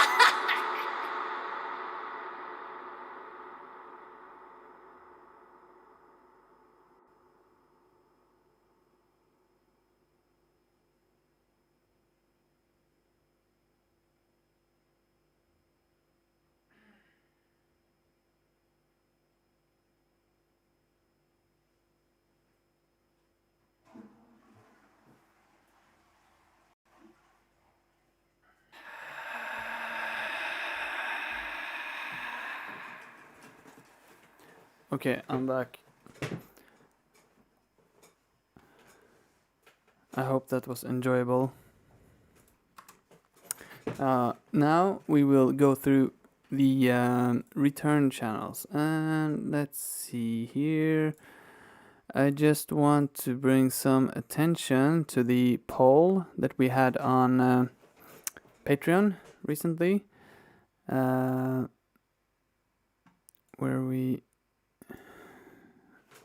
I asked you what topics you guys wanted to talk about. And recently on a poll, I asked you how many videos you'd like to see every week, and we had an answer that was like 3 to 4 videos every week. And since I am live streaming now every Tuesday like this, I personally count it as basically 1 video every week. But I will try to make more, of course. But some videos require a lot of planning. And as we can see here, we have some interesting results. A lot of people want videos on mixing and mastering, which of course will happen. It's interesting that this is the thing that people want to learn more about. And of course, I'm really interested to dig into that. We have on second place we have modular and synthesis, and on the first we have sound theory. And really, I think to understand modular and synthesis, we really need to talk about sound theory. So I'm planning to make a really I think in a live stream, we will talk about sound theory, where I talk about it, where I keep ranting the way I've been doing today, a bit about sound theory. But I will also try to make a scripted kind of and edited, real proper professional video on sound theory, where I explain the basics. Because understanding what sound is and what the different effects really are doing to that is vital to really understand how to use it. And on top of that, I will, even though you have voted that you're not interested in video walkthroughs, as a from my perspective, I feel that, for instance, like now we have gone through this project, I feel that we have touched on so many topics, maybe not going really deep into equalizing, compression, reverb, delay, because there are a lot of techniques there that I will show you, which are not commonly known in our scene at all, which will really, really improve your mixing a lot. But we will go into now the effects channels that I have. One of the reverbs I use a lot is the little plate. I use it a lot these days. Yeah, I feel a bit bored talking about this, but I think we talked about this a few times. But let's see, little plate. We have the. Let's see if we can find a channel which uses it a lot. Maybe this sound. What's that? 32 here. Yeah.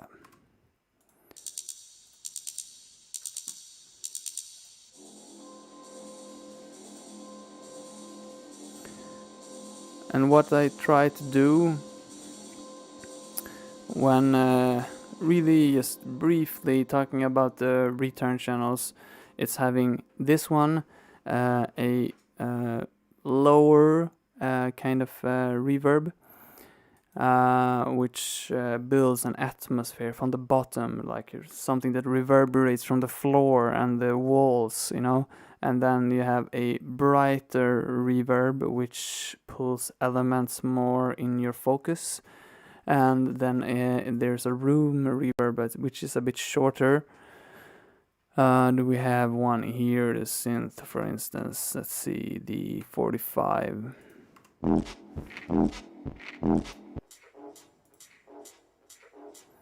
Shorter, just to bring a bit of more direct kind of room feeling. Let's see, the D, I can't imagine that I use that a lot. It's on a very old, I mean, I have a template. I think for one video we will make a new template for myself, where I make my own new return channels that I will use for the rest of the year, because that's a very important part when you want to work and create albums and have a coherent sound, and all of that is to create a basic template that wherever you open your Ableton project, you have the same effects and space that brings a coherence to your sound. And in this case, I didn't use the replica which I used to make drones with. It's a very nice effect, though. I think I will no, I won't show it to you. Fuck that. See, we have the delay. I have a kind of just a regular, let's see, from D, I should have something on that, maybe from the hi-hats. Let's see. No, okay. Okay, I'm not really using that because I think I am processing it, everything on every individual channel. But what I have here is basically just a stereo delay, something that's ping-ponging, kind of giving space. And then I have the echo, which gives a more straight kind of delay. Yeah, and I think that's it for this video. Yeah, Damien, sure. Thank you for not breaking the rules, but if you can do that, of course. I mean, if you're interested in more than 3 things from that list, feel free to vote for more topics. If there are actually more topics that you would like to touch on, then of course you can vote for more. But I think this is a very good result. from the beginning. I mean, here, for instance, now we've been through this walkthrough, which not a lot of people have used this walkthrough, but we are talking quite a lot about mixing, arranging. We've been talking about that a lot, and some sound theory. But yeah, we haven't. All these effects ideas really require a bit more focused sessions where we talk more specifically on how to EQ, how to compress, when to compress, and using reverbs and delays and how to use them. For instance, I think in the terms of reverb, I would say I might go deeper than I should, but in this scene, not a lot of people pay attention to how to properly set up a reverb when it comes to decay times and pre-delays, and have the decays and have the decay and pre-delay pumping with your track, how to count mathematically with your beat to have the pre-delay hitting in the right way, and have the pre-delay ducking the original sound so that you get a reverb that's bigger, although it's still small, and EQing reverb is also very important, and how to and when to and why. And these things, we will really go into it, and these are not obvious things, and you see here it's one of the least voted things, although I think it's the most important thing for most of you, because you're working with deep techno. This is reverb land. Everyone is using a lot of reverb, and really knowing your reverb, knowing your delays really can make your deep techno sound amazingly different and stand out compared to a lot of the more amateurish sounding processing, which you hear mostly in released music and a lot of the tracks that you love. And we will talk about that, and I'm really looking forward to share those ideas with you. But I think that's for today. We will listen to the whole track once again. Now I have managed to mute something. Let's see, I think it was probably a release there. Yep. We will listen to the whole track once again. If you have any questions, please write it during the course of listening to this track, and I will answer them when we're done. If no more further questions, I thank you for coming tonight, spending some time with this project and together. And I am really looking forward to hear your music in the Discord group that we have. Yeah, thank you for supporting me in doing this, and I'm really enjoying to spend some time and talk about music production with you. So yeah, let's have a listen.